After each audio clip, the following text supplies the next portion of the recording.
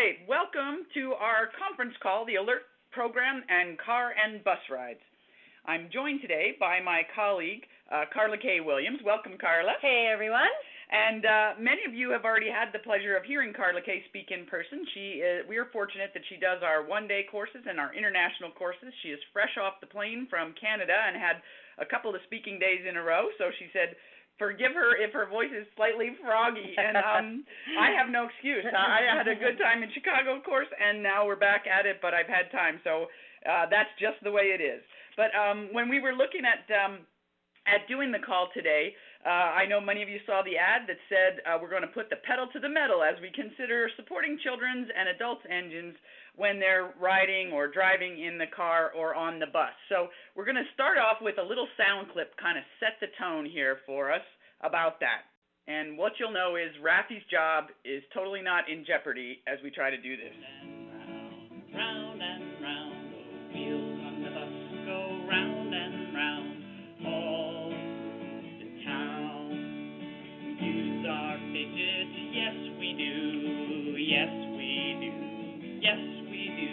We use our fidgets, yes we do, all through the town. Well, you'll have to forgive my poetic license there on creating a verse for Wheels on the Bus that we use our fidgets, yes we do. But it's just a little reminder, I hope it's a reminder to us that when we have, especially when we're traveling in the privacy of our own vehicles, we have the opportunity to really sing, to reinforce what we're doing that's different, all that kind of thing. So we'll talk a little bit more about that later on as we go along. But really remembering to keep plugging in for our kiddos, even if they don't have language yet. Really keep plugging in because we know that receptive and expressive language levels can be different. Keep plugging in and reinforcing the fact that we really do know how to help to support them and that they will eventually know how to support themselves. Now, Carla Cay and I have been surprising ourselves a little bit on how much we've been able to fit into our 30-minute calls here because when we look at it, we're like, oh, we both have so much we could say, I'll just say. And but the main thing that we want to accomplish in our 30 minutes together is to kind of keep it with two general themes. The first one being keeping it simple, and I know those of you that have been on the other calls that's kind of a consistent goal of ours, that often when we try to do too much or too many things, we make it almost impossible for ourselves to follow through and be consistent and try things. So go at it gradually, prevent yourself from being overwhelmed. That's all very, very important.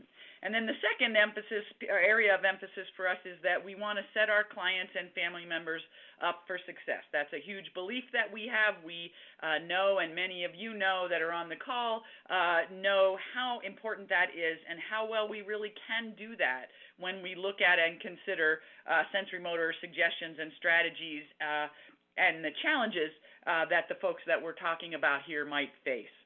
So our basic considerations here, we have lots of website and resources that are already out there that have great suggestions. We've had a lot of good feedback from people on the calls about the resource and recommended links list that we'll send you. So I'll just remind you that the things that I talk about or refer to here, you'll get an email document with those links. So with the websites, with blogs, books, it's not by any means inclusive. It's just some nice ones that we've found that are available for you out there for free, that's always exciting to find new and different things that we can all use to support the good work that everybody's doing. So don't worry about trying to scramble to write them down as we talk, because we're going to make sure to get those to you. Now, it may take us a day or two to get them to you, so don't freak out if you don't immediately have an email in your box after the call, but especially because for those of you on the live call here, we're recording it on a Friday, and our office staff is fantastic. They will double-check everything before they send it to you and get everything ready, so don't worry that you don't get it immediately. Just kick back and enjoy, and we'll talk kind of a little bit about that. So when we were looking at this, and Carla and I were talking about and preparing for it, we realized that if we just started off with some general suggestions about car and bus rides, and then we'll go into some specific strategies and kind of end with a question from one of our parent attendees. So that's kind of how we're headed here, or where we're headed. And as I thought about it, I really wanted to kind of keep in mind, because I live in an area where the urban transportation and public transportation is not that fantastic and accessible, but we really want to keep that in mind as we go through for you folks that do live in the cities and use those kinds of transportation modes, not just our school buses, but definitely public transportation.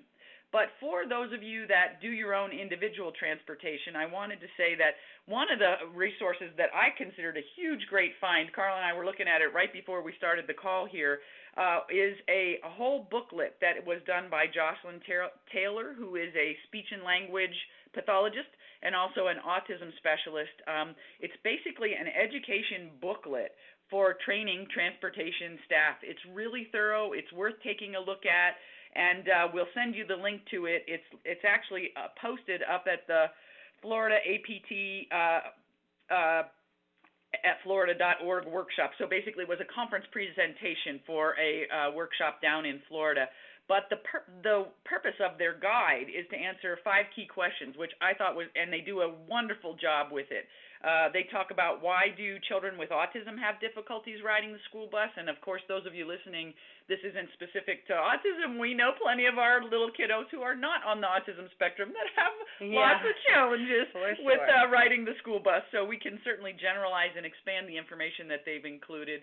But they talk about how to train the transportation folks about challenging behaviors, how to respond when they run into challenging behaviors, how to help to change them, how to prevent them, which is a huge, of course, that's always where we want to go if we can, and then what strategies work, and then I love this, that they included this, how do the transportation personnel enjoy the students that they're transporting. So really nice work and nice stuff. Make sure to check that out. They went into a lot of good detail and really covered a lot of things, from positive behavior supports to sensory motor strategies to how do we deal with those challenging situations, like I said. Now, again, as we've done in some of the other calls, remembering that diagnostically, our kiddos who tend to be more on like the attention deficit disorder spectrum, remembering that novelty can be really interesting to them. So you might want a long list and lots of strategy options and only choose a few, maybe rotate them around, especially those of you in your own personal vehicles, so that it keeps that novelty going. And those are our kiddos who may not want to have their very same seat forever and ever in the car of where they sit, or even on the bus where they sit. So just kind of keeping that in mind. And then, of course, when we think of our kiddos who really need routines and novelty can make them feel not so safe or threatened, our kiddos on the autism spectrum, some of those kiddos, some of our folks with obsessive compulsive disorders, anxiety issues, those kinds of things that may be so important that they always have the same seat. And when we can't control all the variables, as we're sending our kiddos out to ride these transportation pieces, we just want to keep that in mind, that travel itself is ripe for novel issues. So we'll want to work that out with our kiddos. And a lot of our kiddos may just need lots of extra intense sensory motor strategies before they even get in the car or after they get out of the car, off the bus. So just thinking of those times before, setting them up before, and then having a decompressor kind of activity for them to do when they're done. And there's so many great heavy work strategies in the Take 5 book, especially with movement and isometric kind of work. And then even having time at home to do some pretend play. So acting it out, pretend you're driving in the car, driving in the bus, and act out scenarios and play with how things might be handled or what problems might come up while the kids are riding. What if there's a big bump? What if someone's sitting too close to you? What if the car goes a different way than it's supposed to? What are you going to do about that? So if they have a chance to practice it first and y'all can come up with some ideas together, you might be a little bit more successful with those things. There's even lots of books out there about cars and buses and the experiences of others when they go on those rides. And even if there isn't one out there, you could make up a story and ask them questions and reinforce what you want them to do and ask them what they might think might be easier or more fun for them in the car ride or the bus ride. And those are great suggestions, those pretend play and the setting up the scenarios, because it gives us a chance as adults to kind of bring those things up, and we don't have to be the on-the-spot problem solver. We can all kind of be working on it. The other thing that Carla and I talked about is just don't think of car and bus rides in the same way that other people do. When we have kiddos who have challenges with either sitting a long time or needing extra support when there's all kinds of sensory motor input or sensory bombardment to them in the environment, then we really have to kind of widen our horizons, look at lots of options, and plan ahead. And I loved this resource. It's at kidsenabled.org. They have an article called Are We There Yet? Traveling with Sensory Sensitive Kids. And one of the things they really emphasize is the planning ahead. They say plan ahead and backwards and sideways, which I thought was a great parent perspective on that, because you really do need a lot of planning. And while we may lament that fact, it will probably pay off in spades if we go ahead and at least try to anticipate and work towards some of the things, because obviously other things we never could anticipate can still happen.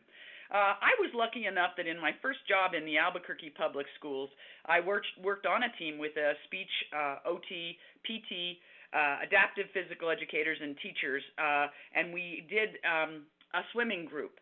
So we had the bus ride over where we could talk about things, work with kids and support them on the bus ride. We got to the pool, they undressed, they dressed in their swimsuits.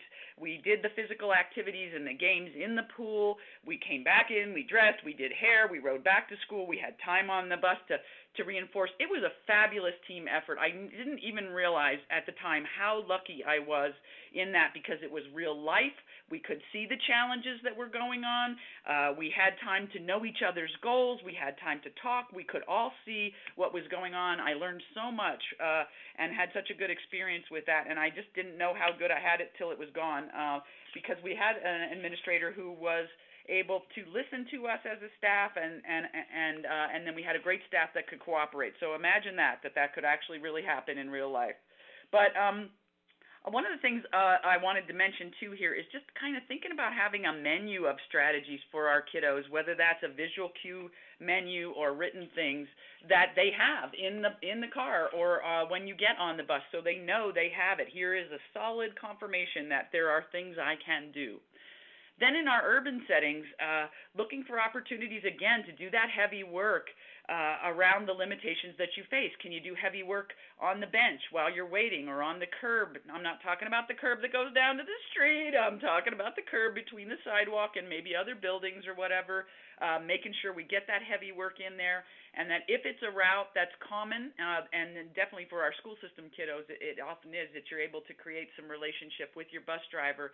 That's fantastic, and that's where I'd refer you back again to that wonderful document that we talked about that by Jocelyn Taylor about the orienting the transportation folks. And you can just think about what the strengths are of the kiddo that you're thinking about. What are the things that they're really good at? What are the things they use already? What are things that are typically harder? And what are things that make it more challenging for them? And, they don't have to look the same as everybody else on the bus. Whatever you can come up with to make it more pleasant. A lot of the ideas and suggestions we offer may not be the same things that other people do to get through a bus ride or a train ride. But if it's pleasant, it'll just make it worth it to do whatever you got to do to make it fun for everyone. That's the truth. Looking different might be a great alternative to meltdown that everybody else might experience. So we'll dive into some specific strategies here that we're going to use that or consider that may be useful to help set our children's nervous systems up for success. Many of you are familiar with the ALERT program already, and you know that we talk about 5 ways to change engine levels, which are active ways that one can actually be empowered to use for themselves, which is mouth, move, touch, look, and listen. But I'll start off with a wonderful website where it's called SallyMcKenzie.com, and they talk about just reminding us the air freshener thing because smell isn't included in that empowered way, and we only do that because you need some training in order to do smell. But smell's really powerful. So for those of you that have kiddos who are going to be transported by other family members or folks like that, you may want to kind of let them know that while they love the pina colada scent from the air freshener place, your kiddo may not at all love and appreciate the pina colada scent. Just being clear about that. So we'll go through and highlight some of the ways that you may have already been doing, or that and kind of emphasize some new things. And remembering again that co-regulation is going to be huge, that we as self-regulators as adults are really automatic at this. We use the 5 ways. We have drinks, we have food, we may put the window down to have a breeze on us, or bump up the fan in the car, or pump up the radio. I know Mary Sue has a niece who is a band major at her high school marching band, and she was driving on her first long car trip with her brother, and they stopped in to say hello, and the brother said, oh my gosh, she's playing band music, and she's directing it while we're driving. And so I don't want to suggest for safety that you don't have the both hands on the wheel, but I could totally see from her perspective, from that sensory motor standpoint, and understand why she was doing it. So maybe she should do the band directing when she was more the passenger, not the driver. I don't know. Then in the mouth category, remembering to breath and food are going to be some really nice and easy strategies. So many people are already doing this. We tend to pack a lot of snack items for our kiddos in the car. I had the opportunity in the mouth category that I was at my mailbox and saying hi to my neighbor, and he was telling me, sir, my mouth is so full. And I was like, what? And he told me that he's a sales guy, and he'd had a long day of driving here in New Mexico, and he had been sucking on sunflower seeds all day, and his tongue was kind of raw from the salt and the sucking on them. But that's kind of like what it took for him to do his day. So I thought, that's in typical development, that's what we see. So remembering our chewy foods, our crunchy food for our slugs, you really might need that. Suck activities, and a lot of those kinds of things you already know, and we do have a nice list again in the Take 5. The breath activities, I will send to you on your list 2 articles that are really worth looking up by Brown and Gebhardt. I can never say her last name.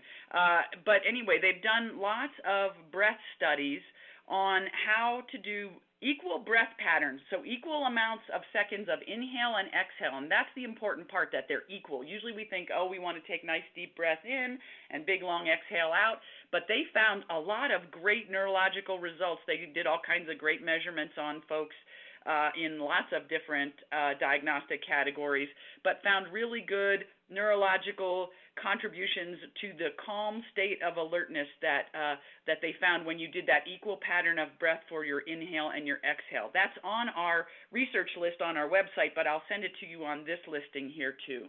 And even another good thing with breath and just keeping our mouth going in general is just doing singing and humming games. Anything that your kids like to sing or hum, you'll kind of have to decide if you're on a bus or on public transport, maybe that won't be a choice, but maybe they could hum quietly to themselves. But certainly in the car, singing games and their favorite CDs are just a great way to use your mouth in the car. And we're getting back to that's all obviously supporting our good breath work. And then, of course, our traditional standards of like our Camelback bottles, our water bottles, and suck in general. I know for me personally, many of you have heard me talk about being a slug and whatever. I just don't go in the car very often without my little travel cup because I tend to kind of sip and suck on things quite often. With our little guys, that could even be making sure that you have a pacifier or something to bite or chew or suck on that's a toy for them.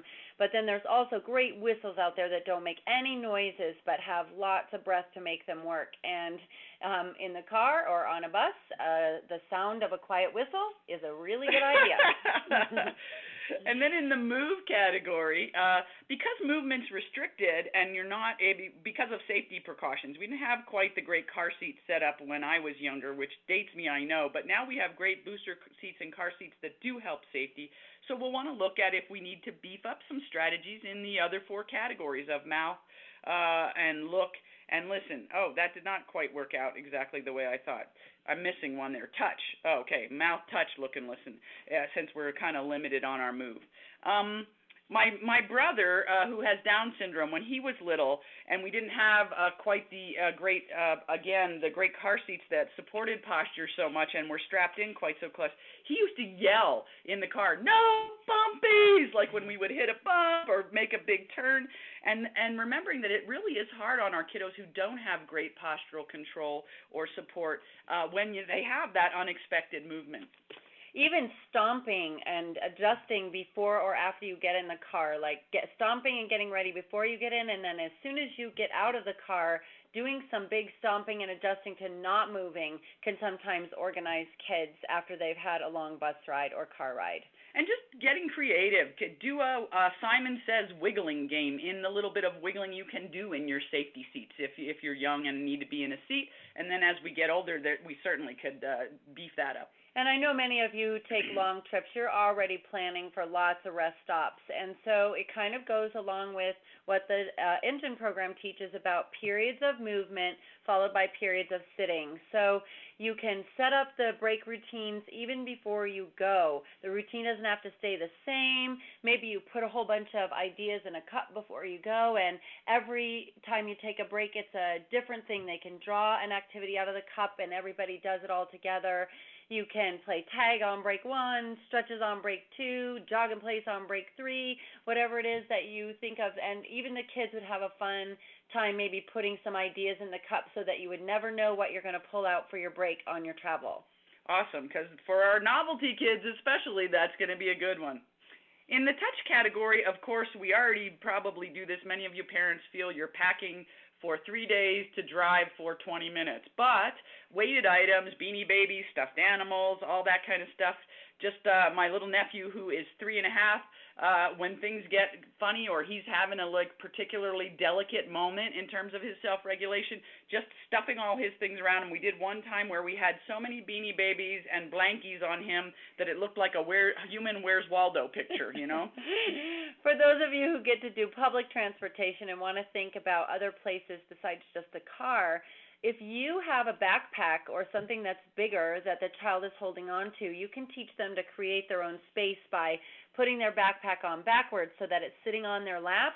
And when the backpack's sitting on their lap, they can put their arms through the straps and maybe hold on to it. So they're getting all this great weight on them. They're creating a nice personal space. And, especially for your older individuals or kiddos that, really want to have their own personal space when it gets crowded like that, just a backpack backwards can really help with that. Using lap weights and stuffed animals. I know I talked about snugging in on car seats, but of course just a lap weight that stays in the car. Doesn't even have to go and travel with you. TheraBand and TheraTubing and some other fidget suggestions. We'll send you a link to sensorysavory.wordpress.com. They have the Get on the Bus Sensory Strategies for the Ride to School little handout that may be helpful for you. Some of you may be just using the C-bands for our kiddos who do have some motion sickness. I'm not saying that'll always work, but it certainly could be worth a shot for our kiddos who struggle that way. And some of you may be having to think about seat belts. Gosh knows seat belts can be some of the trickiest things for some of our kids. So brainstorming any way to make it more comfortable, having little covers over the seat belt, figuring out a way to adjust the seat belt. Sometimes you might think about making it tighter. Some of you might have to think about making it looser, but just figuring out how the seatbelt's going to work the best, because for some of our kids, the seatbelt is one of the hardest things. Really a hard thing, and when our kids can do parts of that themselves, really huge. Yeah. We have some fidget suggestions again I know we've mentioned the Take 5 book a couple of times, but especially thinking about attaching some of those fidgets to the car seat or the booster so they won't be able to be thrown around in the car. We don't want projectiles flying while the driver's trying to drive. That doesn't help anybody's engine.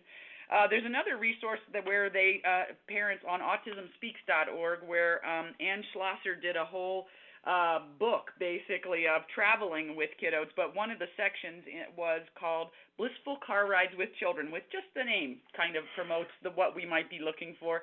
But she does a great job of talking about putting customized activity bags for different individuals that you might want to make for it, because again, our individual preferences will make themselves known. And then we can move on a little bit to ideas in the look category. And a lot of us think about putting those kinds of things in the car. We take comic books and magazines, and there's so many free coloring pages on websites that you can get, and there even can be related to holidays or theme units. And for many of our kids, doodling and coloring really helps them listen and focus and keep their engines running just right. But we also have kids that the visual input of reading or watching something while riding is too much. Maybe it makes them sick. Maybe they can't use their eyes very well while they're riding in the car. And if they really want to do something like that but it doesn't work for them, just remember the mouth category of suck, and that suck can be really organizing to the mouth. So maybe sucking on a candy or sucking through a water bottle, those things might help when our kids get visually overwhelmed by things moving in the car. And then where we sit in the car. Many of you know adults who say, "Oh, I can't sit in the back seat. I have to sit in the front seat." That it's different, not so much the reading that Carla was talking about visually, but the looking out while we're moving. And I know many of you choose where you sit dependent on that. I remember as a kid we had, during a certain period of time, they had the station wagons. I think some of the minivans even did this, where you had a flip-up seat in the back that was headed the other way, and that was disconcerting for some folks. For our kiddos in the wheelchairs, when we have them in their special safety mechanisms, sometimes they're sitting sideways, the car's going forward. That's a whole different experience. So remembering that just how we sit, and just keeping that in mind as to whether the individual needs some extra support.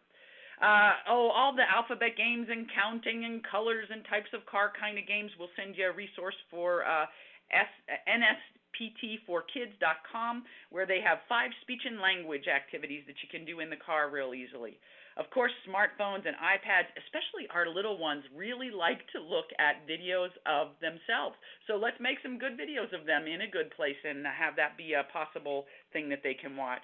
I've seen lots of families use over-the-seat organizers in the back that have little pouches in them, and they're fabulous for kids who ride in the back seat. They can reach forward right out of their car seats and access strategies that could be right in the little organizer. They could be fidget strategies, things to play with their mouth engine changers, anything like that you could keep right accessible that they could reach themselves. Yeah, because it obviously for safety, but also for independence, really. So, and then in the listen category, I think all of us know we have our own individual music choices very often. There's lots of good personal devices that one can use.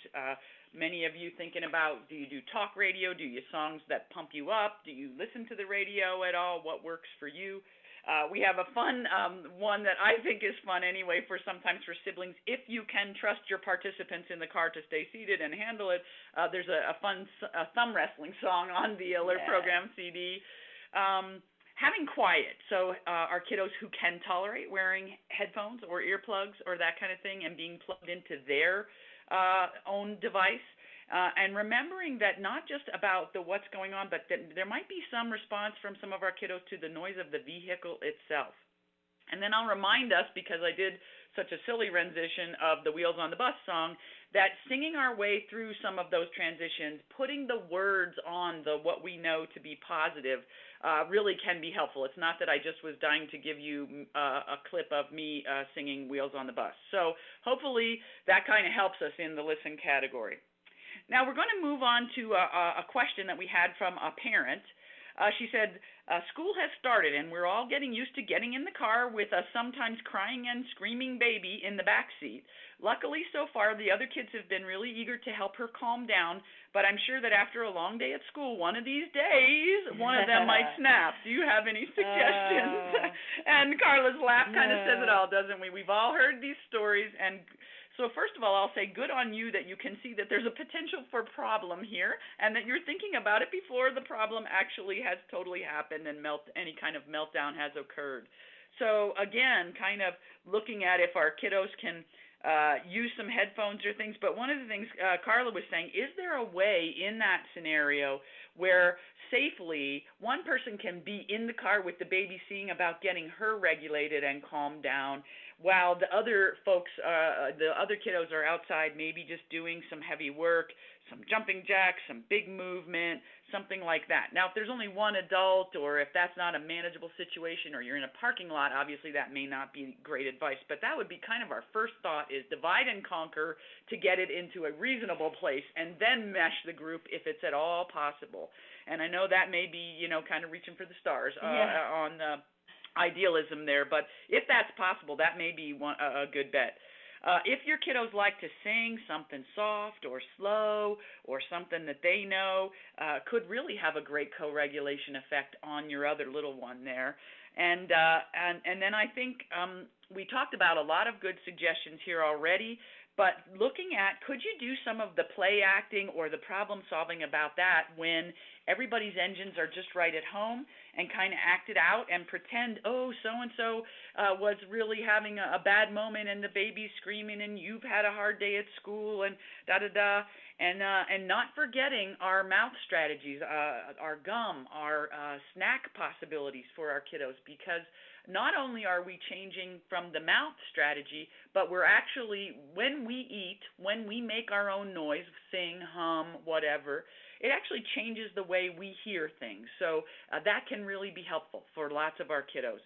But the problem that you've described is a veritable co-regulation soup of variables in and around the car. And so good for you for trying to solve that ahead of time. Now I'll talk about a story that was kind of fun from my own family. My brother, who when he was in about 4th or 5th grade, was having a little bit of a moment of struggling with being successful on riding home on the bus. And it really was more the car ride home, I need to say. So that kind of tells us something, doesn't it? Yeah. He was tapped out. He had had a long day at school. He had a very long bus ride, the way the route worked at that time.